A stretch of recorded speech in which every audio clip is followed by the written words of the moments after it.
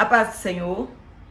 Estou aqui para trazer mais um pouquinho de subsídio para sua aula.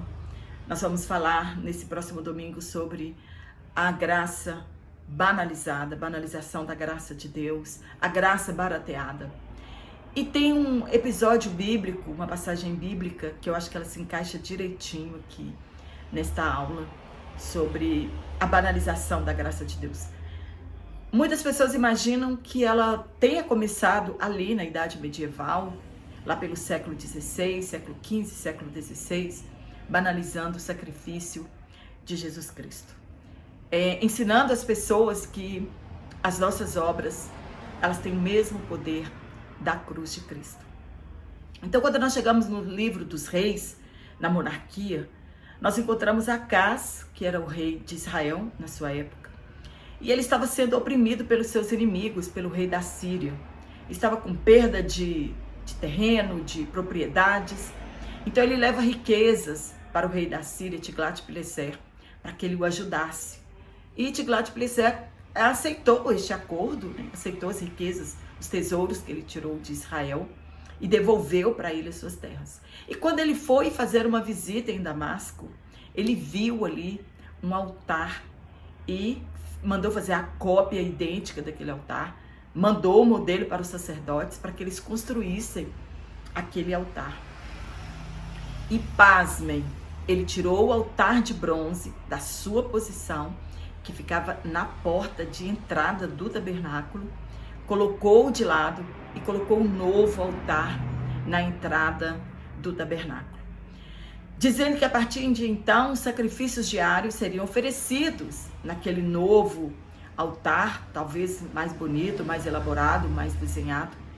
E o altar oficial de bronze, ele foi colocado de lado e que serviria apenas para algumas consultas a Deus. Mas os sacrifícios diários, a partir daquele tempo, passaram a ser feitos naquele novo modelo de altar, naquele novo modelo de sacrifícios. O que nós entendemos aqui? Banalização da graça de Deus. Banalizaram o altar dos sacrifícios. E hoje não é diferente.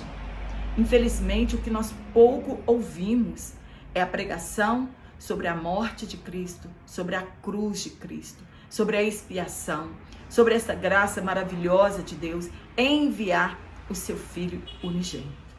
De vez em quando, na ceia, no culto de ceia, as pessoas pregam sobre a morte de Cristo.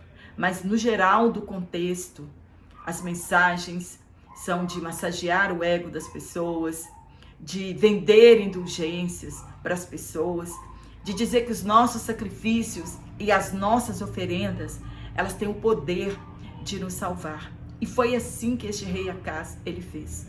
Ele pegou o altar, colocou de lado, deixou de oferecer os sacrifícios ali e, cheio de inovações, é o que nós temos hoje em nosso meio cristão.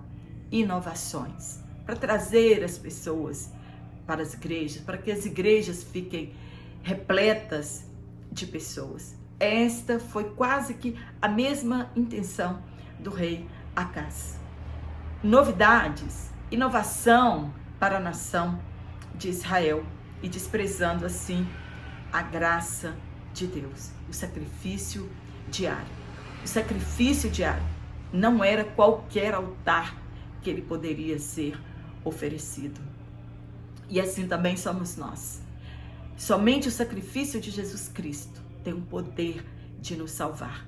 Não há nada que façamos, não há dinheiro nenhum que possamos oferecer a Deus que tenha o poder de comprar a nossa salvação. Espero ter te ajudado com mais esse subsídio, que você tenha uma excelente aula e nós temos um encontro marcado na nossa próxima semana. Um forte abraço a todos vocês.